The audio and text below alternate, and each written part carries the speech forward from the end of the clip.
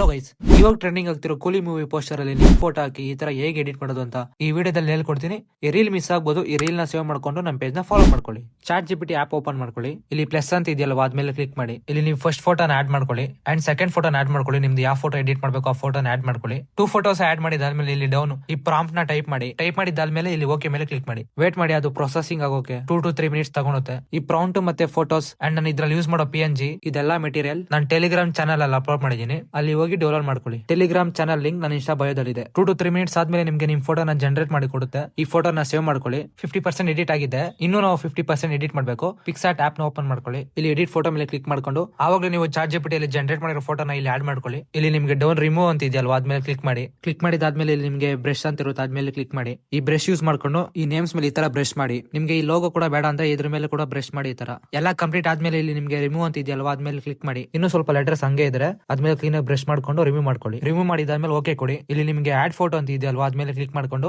ಕೂಲಿ movie ಲೋಗೋನ add ಮಾಡ್ಕೊಳ್ಳಿ. ಈ ಲೋಗೋನ ನಾನು ಟೆಲಿಗ್ರಾಮ್ ಚಾನಲ್ ಅಲ್ಲಿ ಅಪ್ಲೋಡ್ ಮಾಡಿದೀನಿ, ಅಲ್ಲೋಗಿ ಡೌನ್ಲೋಡ್ ಮಾಡ್ಕೊಳ್ಳಿ. ಟೆಲಿಗ್ರಾಮ್ ಚಾನಲ್ ಲಿಂಕ್ ನನ್ನ ಇನ್ಸ್ಟಾ ಬಯೋದಲ್ಲಿದೆ. ಈ ಕೂಲಿ ಲೋಗೋನ ಸೆಂಟರ್ ಕರೆಕ್ಟ್ ಸೆಟ್ ಮಾಡ್ಕೊಳ್ಳಿ. ಸೆಟ್ ಮಾಡಿದಾದ್ಮೇಲೆ ಓಕೆ ಕೊಡಿ. ಇಲ್ಲಿ ನೀವು ಬೇಕಾದ್ರೆ ನಿಮ್ ನೇಮ್ ಕೂಡ ಆಡ್ ಮಾಡ್ಕೊಬಹುದು. ಇಲ್ಲಿ ಟೆಕ್ಸ್ಟ್ ಮೇಲೆ ಕ್ಲಿಕ್ ಮಾಡಿ. ಫಾಂಟ್ ನ ವೈಟ್ ಕಲರ್ ಸೆಟ್ ಮಾಡಿ. ಸೆಟ್ ಮಾಡಿದಾದ್ಮೇಲೆ ನಿಮ್ ನೇಮ್ ನ ಟೈಪ್ ಮಾಡಿ. ಟೈಪ್ ಮಾಡಿದಾದ್ಮೇಲೆ ನಿಮ್ ನೇಮ್ ನ ಇದರ ಲೋಗೋ ಮೇಲೆ ಕ್ಲೀನ್ ಆಗಿ ಅಡ್ಜಸ್ಟ್ ಮಾಡ್ಕೊಳ್ಳಿ. ಸೆಂಟರ್ ಅಲ್ಲಿ ಅಡ್ಜಸ್ಟ್ ಮಾಡಿದಾದ್ಮೇಲೆ ಇಲ್ಲಿ ನಿಮ್ಗೆ ಯಾವ ಫಾಂಟ್ ಬೇಕೋ ಆ ಫಾಂಟ್ ನ ಸೆಲೆಕ್ಟ್ ಮಾಡ್ಕೊಳ್ಳಿ. ಸೆಲೆಕ್ಟ್ ಮಾಡ್ಕೊಂಡು ಓಕೆ ಮೇಲೆ ಕ್ಲಿಕ್ ಮಾಡಿ. ಎಲ್ಲ ಆದ್ಮೇಲೆ ಫೋಟೋನ ಸೇವ್ ಮಾಡ್ಕೊಳ್ಳಿ. ಅಷ್ಟೇ ನಿಮ್ ಪೋಸ್ಟರ್ ರೆಡಿ ಆಗಿರುತ್ತೆ.